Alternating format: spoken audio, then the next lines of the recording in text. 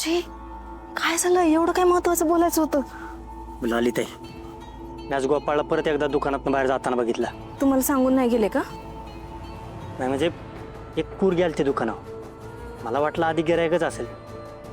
मग बराच वेळ दोघं काहीतरी बोलत राहिले. मग गोपाळ आतल्या खोलीत गेला. पोरगी पण गेली. थोड्या वेळाने ती बाहेर आली. त्याच्या मागं गोपाळ बाहेर आला. मग ती दुकानात निघून गेली.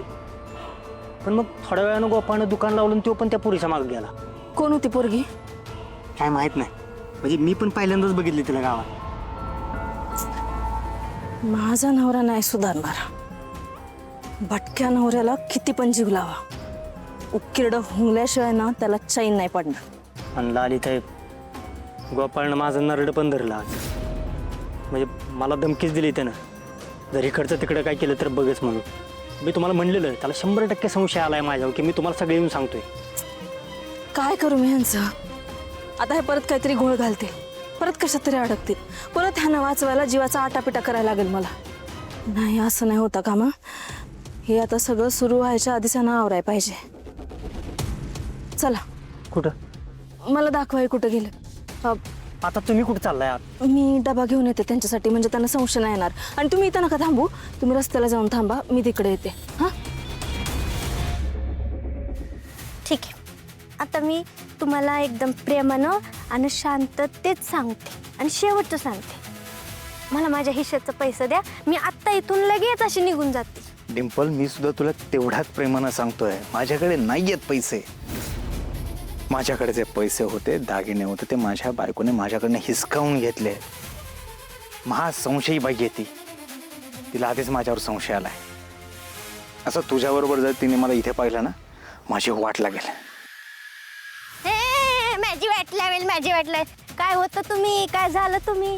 हा, डॉक्टर होते डॉक्टर, आणि आता बायकोचा बैल सारखं माझी बायको माझी बायको माझी बायको चाललंय.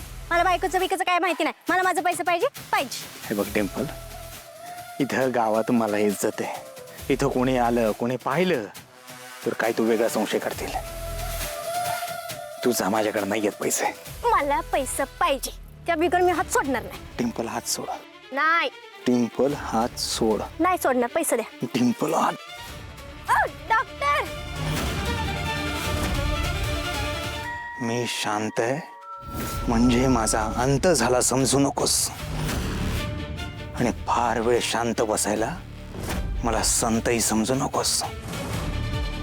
माझ्यातला देवीसिंग पुन्हा जागा करू नका. मी आधी पैसे घेतल्याशिवाय गप्प बसणार नाही. थांबा थांबा, पैसे द्या मला. डॉक्टर थांबा, डॉक्टर माझं पाय दुखायला लागलं पळून पळून.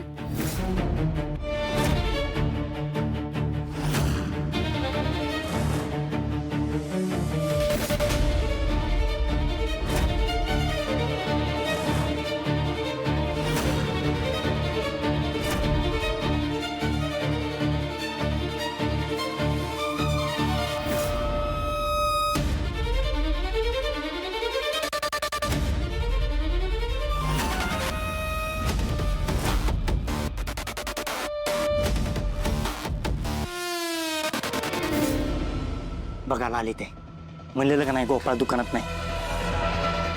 कुठे गेले असतील मग?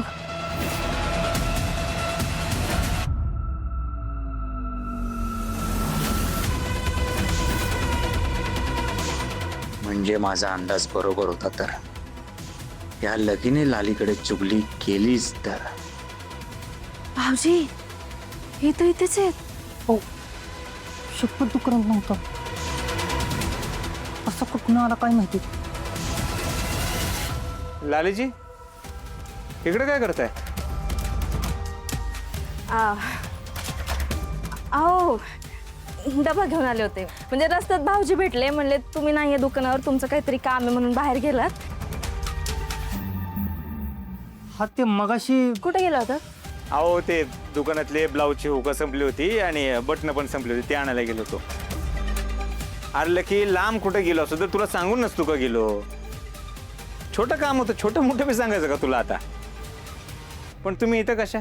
हे काय सांगितलं ना, डबा घेऊन आले होते. लालीजी, तुम्हाला अजून बी असंच वाटतंय का मी कुठला तरी कांड करायला बाहेर गेलतो?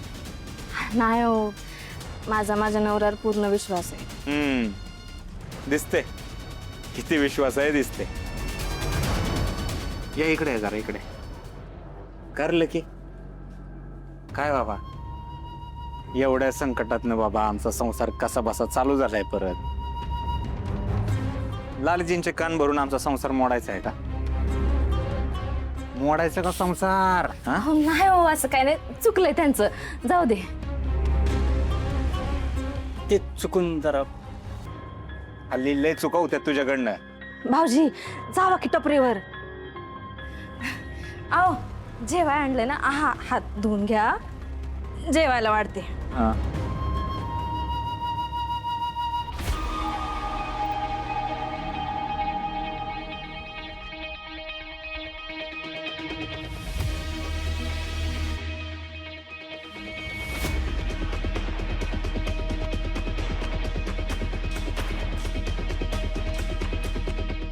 लालेजी, एवढं सगळं झाल्यावर चांगलीच अद्दल घडली बरं का मला.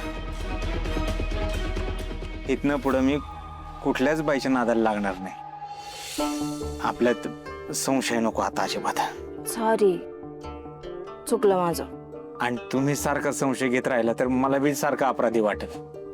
म्हणलं ना चुकलं म्हणून. तसं नाही, आपण दोघंही मिळून सुख सुधारू आहे. वा, बटाट्याची भाजी.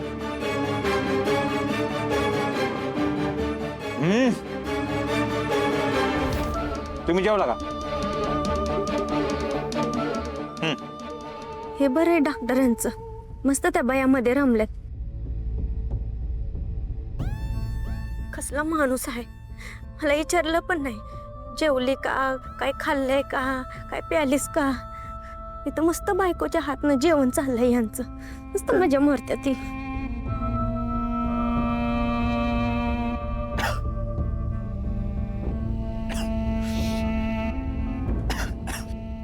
आओ पाणी. हा,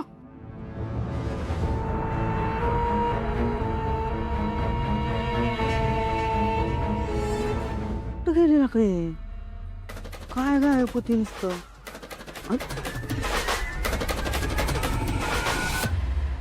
हेताय सोय तू?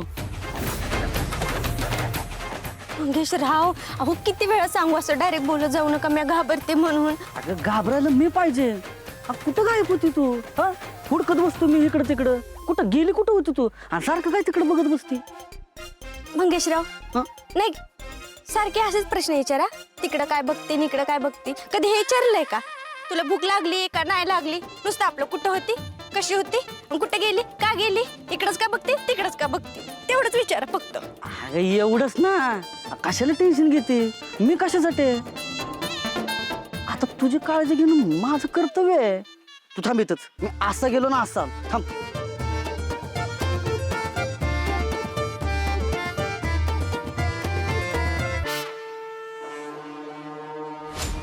यो डॉक्टर लयच रमल्यात ह्या बाईमध्ये. अशानं पैसे कधी कमवायचं हे? मलाच काहीतरी करावं लागणार आहे, नाही तर त्या बिगर पैसा नाही मिळायचा मला. हे जर असंच या बाईमध्ये अडकून राहिलं तर माझं अवघड होणार आहे. काय बी करून ना काहीतरी आयडिया केलीच पाहिजे, त्याशिवाय हे डॉक्टर पण लाईनीवर यायचं नाही.